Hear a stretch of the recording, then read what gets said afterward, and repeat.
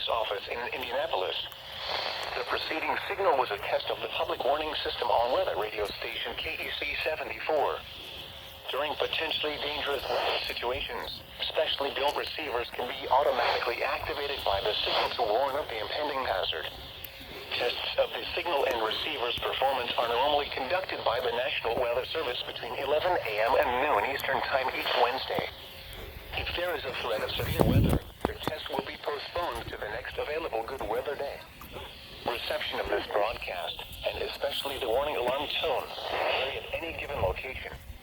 This variability, normally more noticeable at greater distances from the transmitter, can occur even though you are using a good quality receiver in good working order.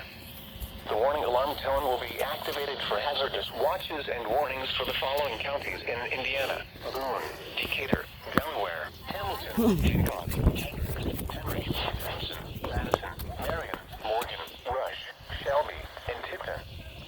This concludes the weekly test of weather radio station KEC 74.